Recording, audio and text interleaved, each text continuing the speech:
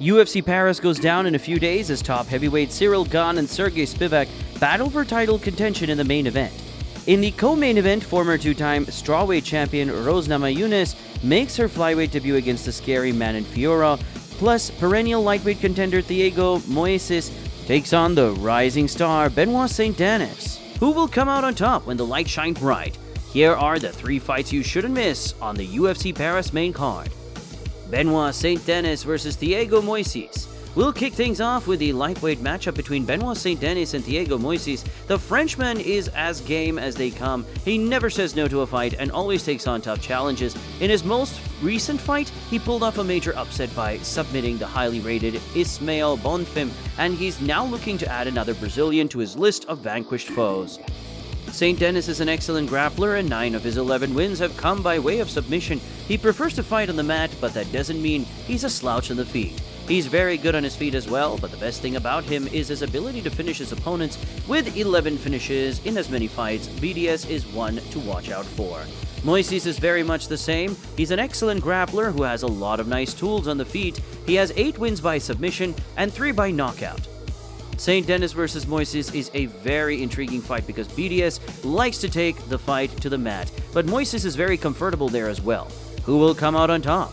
I'm picking Benoit Saint-Denis to get the job done with a knockout or submission. Manon Fiorot versus Rose Namajunas. The co-main event at UFC Paris is one of the most anticipated fights on the card. Former two-time UFC Women's Strawweight Champion Rose Namajunas will make her flyweight debut against rising star Manon Fiorot. Namajunas last competed at UFC 274, where she lost her strawweight belt to Carla Esparza in a snooze fest. Their fight was arguably one of the most boring ones in the promotion's history, but I expect her fight against Fiorot to be fairly entertaining. Namajunas is one of the most technical fighters in women's MMA. Her kickboxing is sharp, she is deceptively powerful, and has exceptional movements and feints, which she uses to catch her opponents off guard. On the mat, Namajunas is an elite submission artist. She is very sharp and slick, both offensively and defensively, and she has the skills to finish a fight both on the feet and on the mat. On her best day, she's a scary little monster, but Fiorot is bigger and she's more powerful. The karateka is an explosive striker who throws punches in bunches and possesses sharp high kicks. She also likes to surprise her opponent with spinning attacks. On the mat, she is solid as well, although she needs to be careful against a submission artist like Rose Namajunas, who doesn't need many chances to win a fight. Fiorot is the bigger and more powerful striker, but Namajunas has a speed advantage.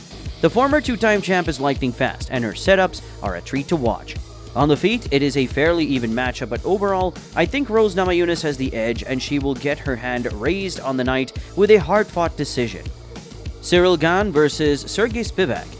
The main event between former two-time heavyweight title challenger Cyril Gane and rising contender Sergey Spivak is a mouth-watering contest. The two fighters are on a completely different trajectory as far as confidence is concerned. Gane is coming off a moral-shattering defeat at the hands of reigning champ and the GOAT Jon Jones, whereas Spivak is currently riding a 3-fight winning streak, with his most recent win coming against Derek Lewis. Styles make fights, however, this is a very intriguing stylistic matchup between a world-class striker and a very credible grappler.